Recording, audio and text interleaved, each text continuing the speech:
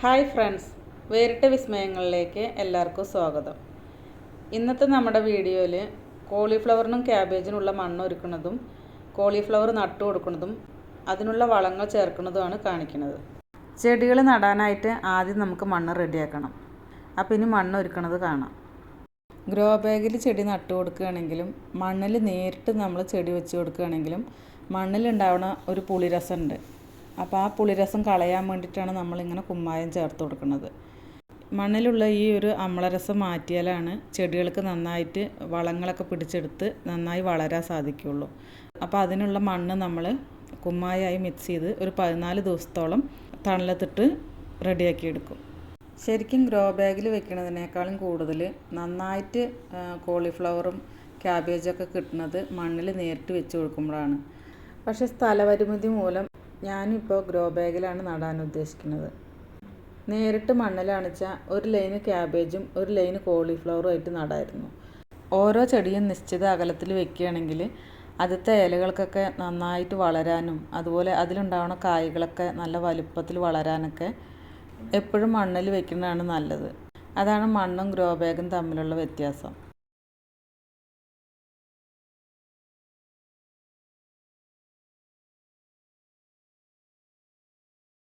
ഇത് കൃഷിഭവനിൽ നിന്ന് കിട്ടിയ ക്യാബേജും കോളിഫ്ലവറൊക്കെയാണ്.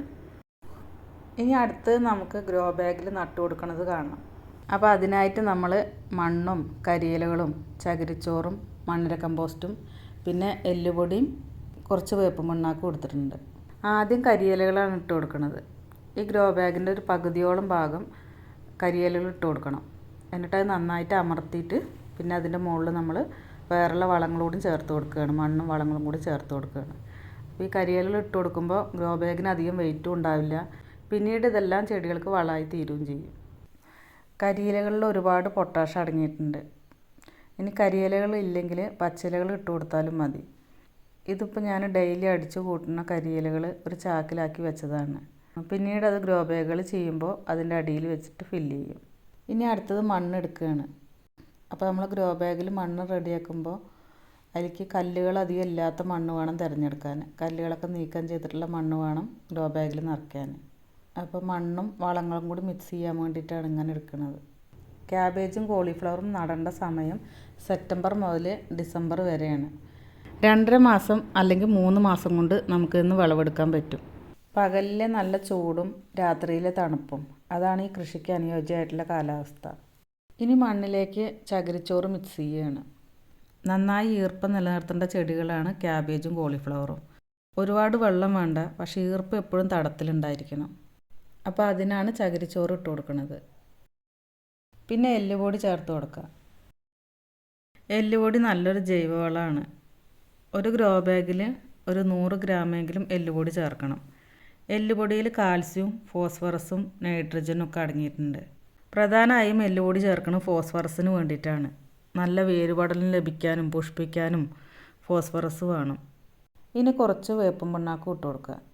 കീടശല്യം ഇല്ലാതിരിക്കാൻ വേണ്ടിയിട്ടാണ് വേപ്പും പിണ്ണാക്ക് ചേർത്ത് കൊടുക്കുന്നത്. പിന്നെ വേര് ചെയ്യൽ അങ്ങനെയുള്ള അസുഖങ്ങൾക്കും വേപ്പും പിണ്ണാക്ക് ചേർത്ത് കൊടുക്കുന്നത് നല്ലതാണ്. ഈ വേപ്പും പിണ്ണാക്കിൽ കുറച്ച് കട്ടകളൊക്കെ ഉണ്ട്. അപ്പോൾ അതൊക്കെ ഉടച്ചിട്ട് നമ്മൾ നന്നായിട്ട് ഈ മണ്ണുമായി മിക്സ് ചെയ്യുകയാണ്. വളങ്ങളും മണ്ണുമായിട്ട് നല്ലോണം മിക്സ് ചെയ്യുക. മറ്റുള്ള ചെടികൾക്ക് ഇട്ട് കൊടുക്കുന്നതിനേക്കാൾ കൂടുതൽ വളങ്ങൾ ക്യാബേജിനും കോളിഫ്ലവറിനും ഇട്ട് കൊടുക്കണം. ആദ്യം തൈ വയ്ക്കുമ്പോൾ തന്നെ നമ്മൾ വളങ്ങളൊക്കെ ചേർത്ത് കൊടുത്തിട്ടാണല്ലോ വയ്ക്കുന്നത്. അപ്പോൾ അതിനുശേഷം ഒരു 25-ാമത്തെ ദിവസം രണ്ടാമത്തെ വളങ്ങൾ ചെയ്യണം. അത് കഴിഞ്ഞ് 45 ദിവസം കഴിഞ്ഞാൽ വീണ്ടും ഒരു പ്രാവശ്യം കൂടി വളം ചേർത്ത് കൊടുക്കണം.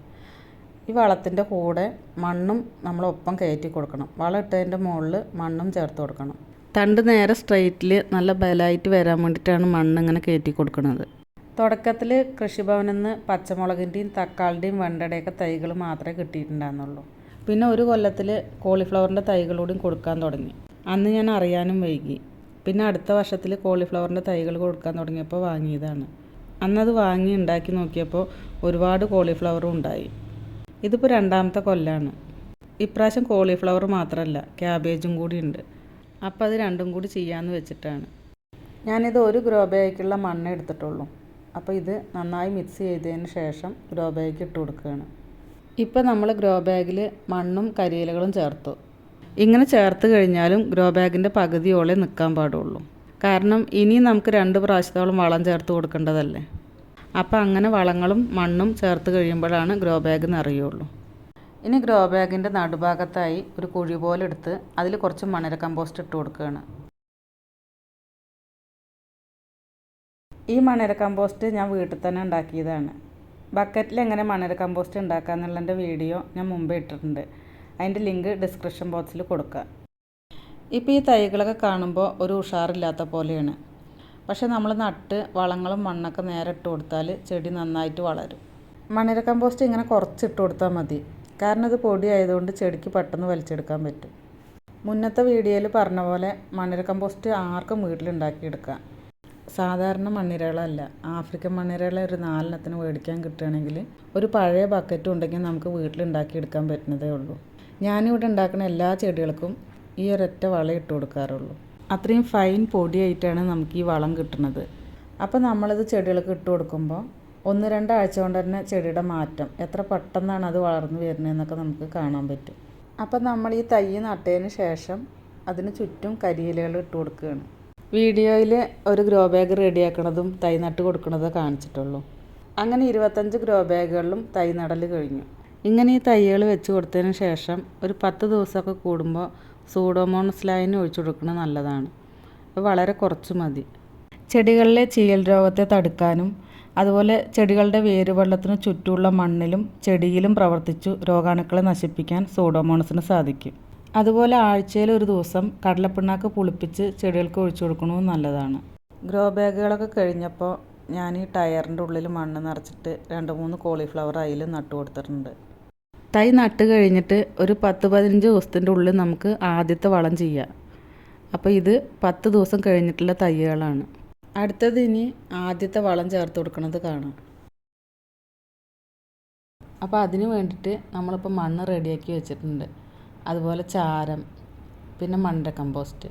മണ്ണെടുക്കുമ്പോൾ എപ്പോഴും ശ്രദ്ധിക്കേണ്ടത് മേൽമണ്ണായിരിക്കണം എടുക്കേണ്ടത്.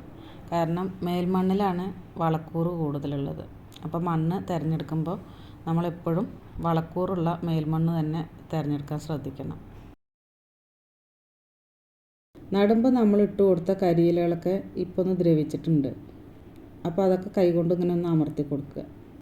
ഇനി ഇതിൻ്റെ മുകളിൽ വേണം വളം ചേർക്കാൻ. അപ്പോൾ ആദ്യം മണ്ണിര കമ്പോസ്റ്റ് ഇട്ട് കൊടുക്കുകയാണ്. ഇവിടെ മണ്ണിര കമ്പോസ്റ്റ് ഉള്ളത് കൊണ്ടാണ് മണ്ണിര കമ്പോസ്റ്റ് ഇട്ട് കൊടുക്കുന്നത്. അല്ലെങ്കിൽ ചാണകപ്പൊടിയോ ആട്ടും കാഷ്ടമോ ഇട്ട് കൊടുത്താൽ മതി.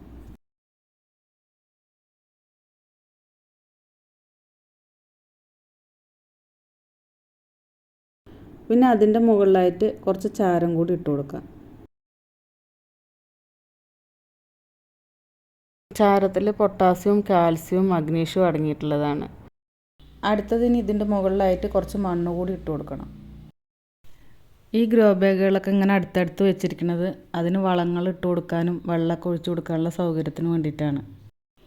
ഒന്നങ്ങോട്ട് വളർന്നു കഴിഞ്ഞാൽ ഈ ഇലകൾക്ക് പരന്ന് നിൽക്കാനുള്ള സ്ഥലം ഉണ്ടാവില്ല. പിന്നെ ഇത് നേരിട്ട് സൂര്യപ്രകാശം കിട്ടുന്ന സ്ഥലത്തല്ല വെച്ചിരിക്കുന്നത്. അതുകൊണ്ട് എന്തായാലും ഇതൊക്കെ ഇവിടുന്ന് മാറ്റി വയ്ക്കണം. മാറ്റി വയ്ക്കുമ്പോൾ ഓരോ ഗ്രോ ബാഗും വിട്ട് വയ്ക്കണം. ഇതിൻ്റെ വളർച്ചയ്ക്ക് നല്ല സൂര്യപ്രകാശം വേണം. അപ്പോൾ പകലത്തെ സൂര്യപ്രകാശവും രാത്രിയിലെ തണുപ്പും. ഇനി ഇതെല്ലാം മാറ്റി വയ്ക്കുന്നത് നല്ല സൂര്യപ്രകാശം കിട്ടുന്ന സ്ഥലത്തേക്കാണ്. ഇപ്പോൾ എല്ലാ ഗ്രോ ബാഗിലും വളങ്ങളും മണ്ണും ചേർത്തിട്ട് റെഡിയാക്കിയിട്ടുണ്ട്. ഇനി ഇത് നമുക്ക് 2 നേരം വെള്ളം നനച്ചു കൊടുക്കണം.